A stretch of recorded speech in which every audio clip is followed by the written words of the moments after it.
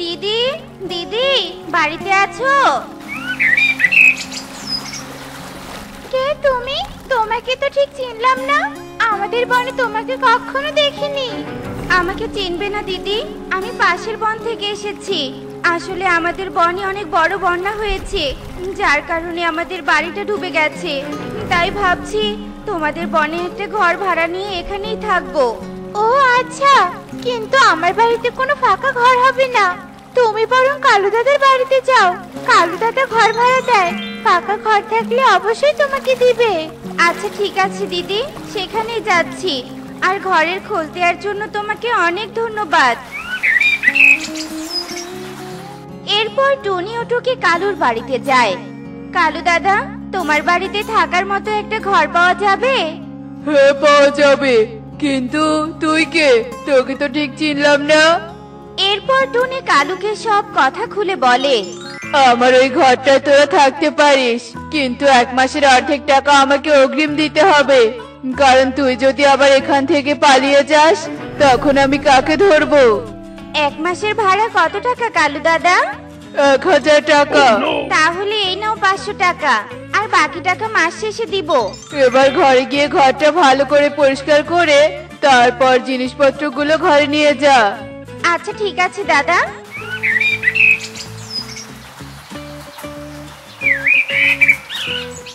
মা, এই ঘরের ভিতরে তো অনেক ময়লা আবর্জনা পড়ে আছে।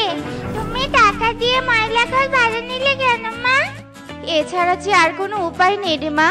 পরিষ্কার করলেই ময়লাগুলো চলে যাবে। এই কালু দাদারা খুব নোংরা, ঘরটা ভাড়া দিবে বলে এত ময়লা ফেলে রেখেছে। এসব বলে টুনি ও টুকি ময়লা আবর্জনাগুলো পরিষ্কার করতে থাকে।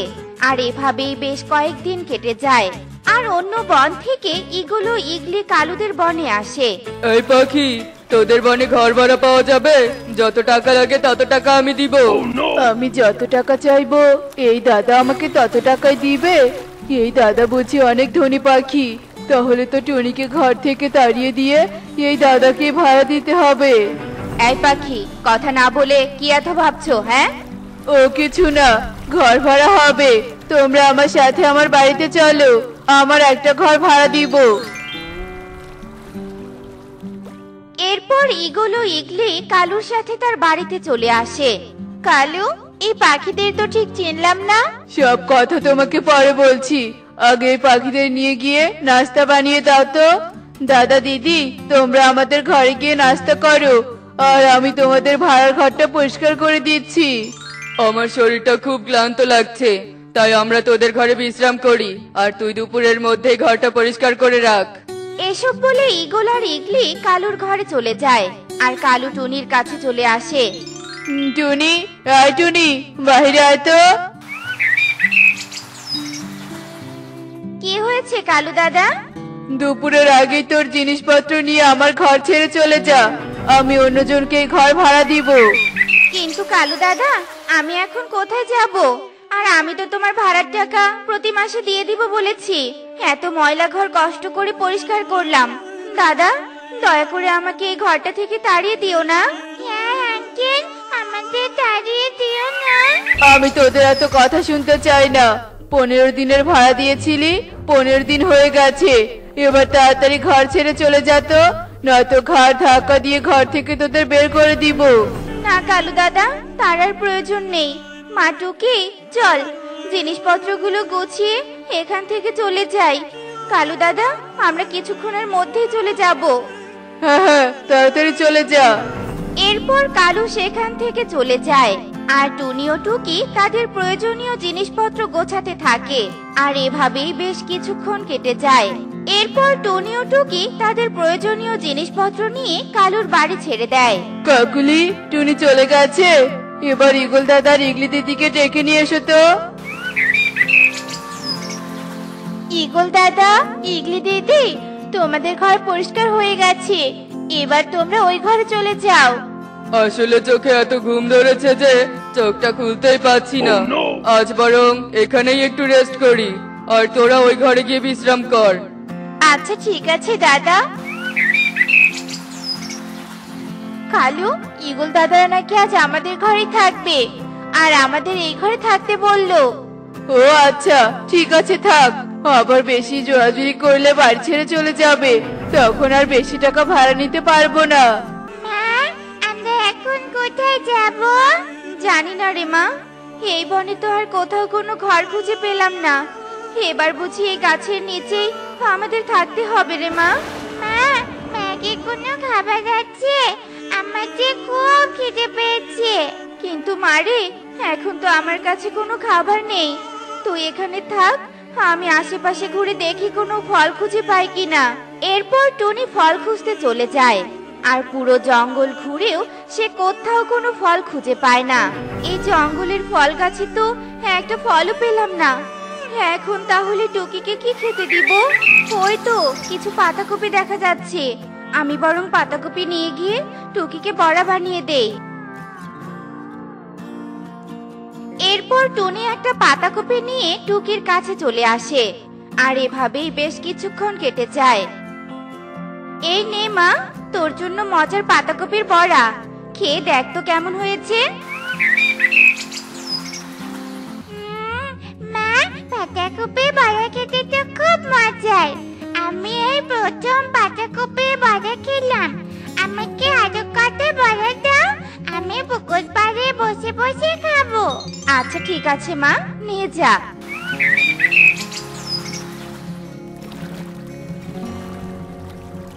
আকাশে বাতাসে চকচকে উড়ে যায় চলদানা মেলে রে। মা পাখি, তোমার কানের সাথে অনেক মিষ্টি, তা তুমি কি খাচ্ছ গো? একে মাছ, তুমি আবার কথা বলতে পারো? আর আমি এগুলো বাঁধাকপির বড়া খাচ্ছি, তুমিও খাবে নাকি? আমি চাঁদের মাছ ছোট পাখি, তাই আমি কথা বলতে পারি। আর আমাকে দুটো বড়া দাও তো, খেয়ে দেখি কেমন লাগে।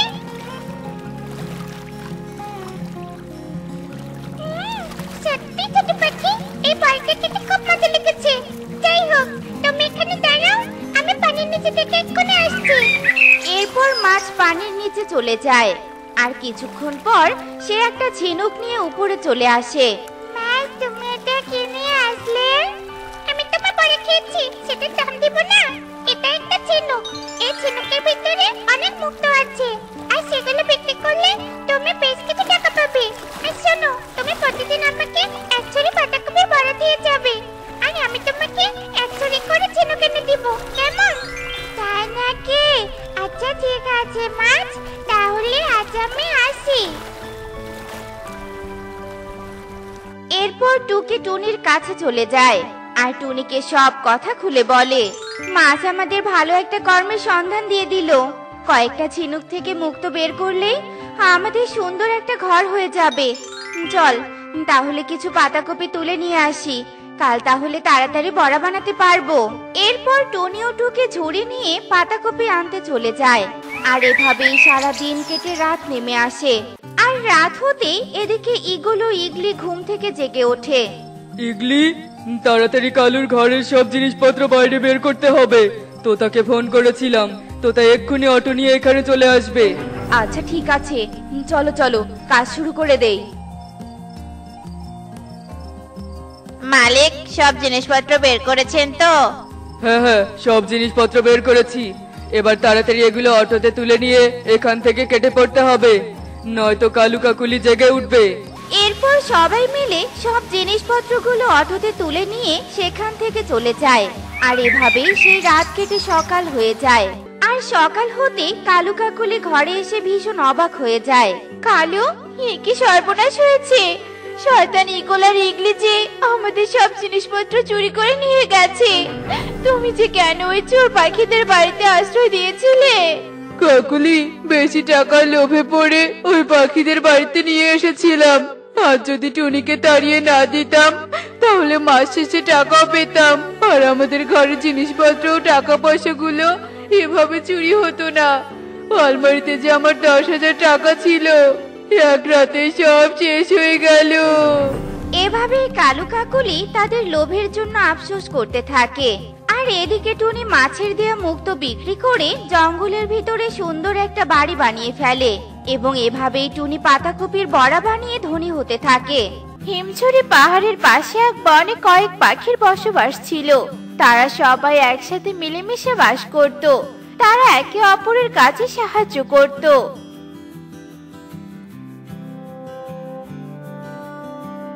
কবুতর দাদা, ও কবুতর দাদা, আমি আসার সময় দেখতে পেলাম টুনি একা একা ঘর বানাচ্ছে। তাই নাকি? টুনি আমাদের সবাইকে সাহায্য করে, তাই আমাদেরও টুনিকে ঘর বানানোর কাজে সাহায্য করা উচিত। চলো সবাই টুনির বাড়িতে চলো। এরপর সবাই মিলে টুনির বাড়িতে চলে যায়। আর সেখানে গিয়ে তারা সবাই টুনিকে তার ঘর বানানোর কাজে সাহায্য করে। আর দেখতে দেখতে টুনির ঘর বানানো হয়ে যায়। তোমাদের সবাইকে অনেক ধন্যবাদ। আমরা সবাই এভাবেই একে অপরের কাছে এগিয়ে এসে মিলেমিশে বাস করব। এরপর সবাই যে যার বাড়িতে চলে যায়। আর এভাবে দেখতে দেখতে সেই দিন কেটে যায়।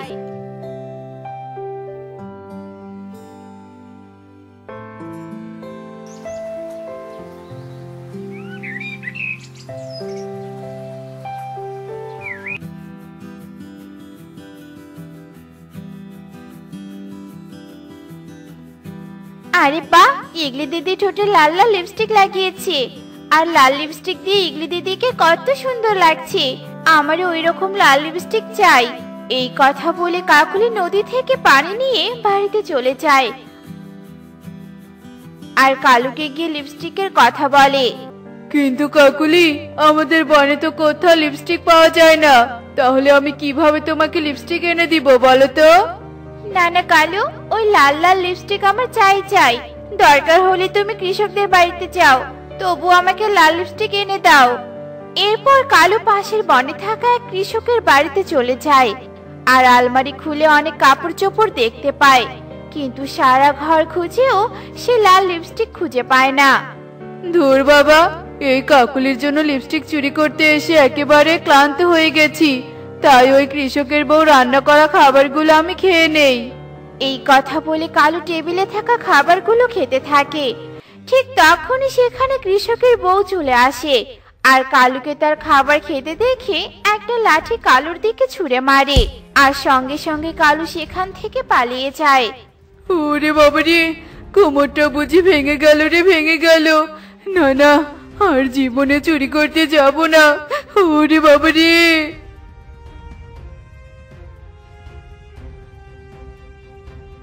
এ কি কালু, তুমি কখন এসেছো? আর এভাবে কাঁদছোই বা কেন? কি হয়েছে তোমার? এরপর কালু কাকুলিকে সব কথা খুলে বলে। তার মানে তুমি আমার জন্য লিপস্টিক আনতে পারোনি? ঠিক জানতাম তোমাকে দিয়ে আমার কোনো কাজই হয় না। অকর্মা ঠিকই একটা।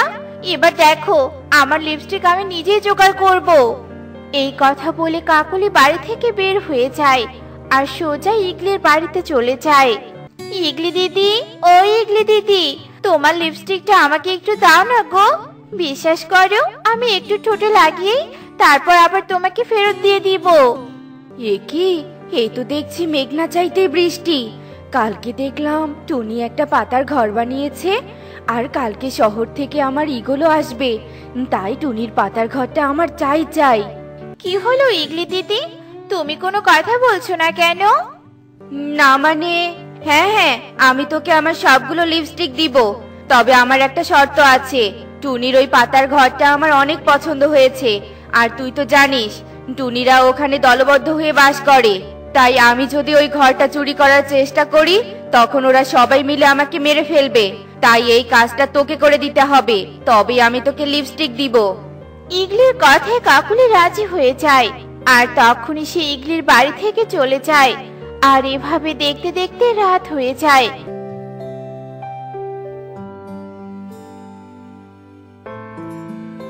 আর কাকুলির চোখে যেন বারবার ভেসে উঠছে লিপস্টিকের ছবি। কালু তো ঘুমিয়ে পড়েছে, এক্ষুনি আমাকে টুনির বাড়িটা চুরি করতে যেতে হবে। কিন্তু আমরা তো একদিন সবাই মিলে হাতে হাত রেখে প্রতিজ্ঞা করেছিলাম আমরা সবাই সবার বিপদে সাহায্য করব। কিন্তু আমি আমার লিপস্টিকের জন্য এই বিশ্বাসও ভঙ্গ করতে পারবো। তাছাড়া ওরা তো কেউ জানতেই পারবে না আসলে টুনির পাতার ঘর কে চুরি করলো। এই কথা বলে কাকুলি টুনির বাড়িতে চলে যায়। এ কি কাকুলি দিদি, এত রাতে তুমি আমার বাড়িতে কেন এসেছো? কালু দাদার আবার কিছু হয়নি তো? হ্যাঁ রে টুনি, কালু হঠাৎ করে অনেক অসুস্থ হয়ে পড়েছে। তুই এক্ষুনি আমার বাড়িতে চল, আর তা না হলে আমার কালু। কেঁদো না দিদি, কেঁদো না, তুমি যাও, আমি এক্ষুনি বনের সবাইকে নিয়ে আসছি। এরপর কাকুলি টুনির বাড়ি থেকে চলে যায় আর একটা ঝোপের আড়ালে গিয়ে লুকিয়ে পড়ে। অন্যদিকে টুনি বনের সকলকে নিয়ে কালুর বাড়িতে চলে যায় আর কাকুলি সবাইকে চলে যেতে দেখে টুনির পাতার ঘরটা চুরি করে ইগলির কাছে নিয়ে যায়। এ কি, কালু দাদা তো ঘুমাচ্ছে, কিন্তু কাকুলি দিদি যে বললো কালু দাদা নাকি অনেক অসুস্থ। তার মানে কাকুলি আমাদেরকে মিথ্যে কথা বলেছে। সবার কথার আওয়াজে কালুর ঘুম ভেঙে যায়। এ কি টুনি, তোরা সবাই এত রাতে এখানে কি করছিস? এরপর টুনি কালুকে সব কথা খুলে বলে। কাকুলি হঠাৎ তোমাদেরকে এত বড় মিথ্যে কথা কেন বললো? আর সে এত রাতে কোথায় বা চলে গেল? তবে কি ও লিপস্টিকের জন্য ইগলি দিদির বাড়িতে গেল? হ্যাঁ হ্যাঁ, তাই হবে হয়তো। চলো সবাই, আমাদের সবাইকে কাকুলি দিদিকে খুঁজে বের করতে হবে। এরপর সবাই মিলে কাকুলিকে খুঁজতে বের হয়ে যায়, কিন্তু খুঁজতে খুঁজতে রাত পেরিয়ে সকাল হয়ে যায়।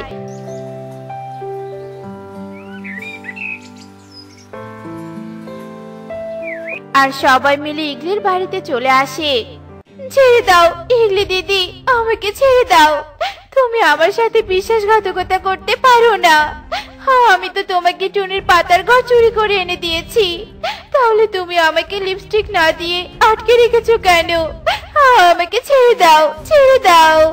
তাহলে শোন, কাল রাতে আমার ঈগল আমাকে ফোন করে বলেছে ওর নাকি অনেক পাখির মাংস খেতে ইচ্ছে করছে, আর তাই তো আমি তোকে ওর জন্য আটকে রেখেছি। তার মানে কাকুলি দিদি আমার ঘর চুরি করার জন্য আমাকে মিথ্যে কথা বলেছিল? এখন তো সে বিপদে পড়েছে। আমাদের সবার প্রতিজ্ঞা অনুযায়ী আমাদের সবাইকে কাকুলি দিদিকে বাঁচানো উচিত। না না, কাকুলি দিদি আমাদের সাথে বিশ্বাসঘাতকতা করেছে, তাই আমরা ওকে কিছুতেই বাঁচাবো না। না না কবুতর দাদা, কাকুলি দিদি প্রতিজ্ঞা ভঙ্গ করেছে জন্য আমরাও যে একই কাজ করতে পারি না। এসো, কাকুলি দিদিকে বাঁচাবো আমরা, এসো। এরপর টুনি সবাইকে নিয়ে ইগলিকে আক্রমণ করে, আর সবাইকে লাঠি নিয়ে একসাথে দেখে ইগলি সেখান থেকে পালিয়ে যায়। আর কালু গিয়ে কাকুলির শরীর থেকে রশি খুলে দেয়। তোমরা সবাই এসেছো, আজ তোমরা না থাকলে ইগলি দিদি আমাকে মেরে ফেলতো। আমি তোমাদের সাথে ওয়াদা ভঙ্গ করে অন্যায় করেছি, তোমরা আমাকে মাফ করে দাও। তোমরা ঠিকই বলেছো, সবাই মিলেমিশে বসবাস করলে যে কোনো বিপদকে একসাথে মোকাবেলা করা যায়। তবে আজ আমরা আবারও প্রতিজ্ঞা করছি, আমরা সবাই একে অপরের বিপদে সাহায্য করব, কখনো আমরা আমাদের প্রতিজ্ঞা ভঙ্গ করব না। এরপর সবাই সেখান থেকে চলে যায় আর আবারও সবাই একসাথে মিলেমিশে থাকতে শুরু করে। দেখলে তো বন্ধুরা, টুনিরা মিলেমিশে থেকে কিভাবে একে অপরের বিপদে এগিয়ে যাচ্ছে। আমাদের টুনি পাখির মতো মিলেমিশে থাকা উচিত। এমনই সব মজার মজার শিক্ষণীয় টুনি পাখির গল্প পেতে আমাদের পাশে থেকো। আর গল্পটি কেমন হয়েছে তা কমেন্টে জানাতে ভুলো না কিন্তু। Bye bye.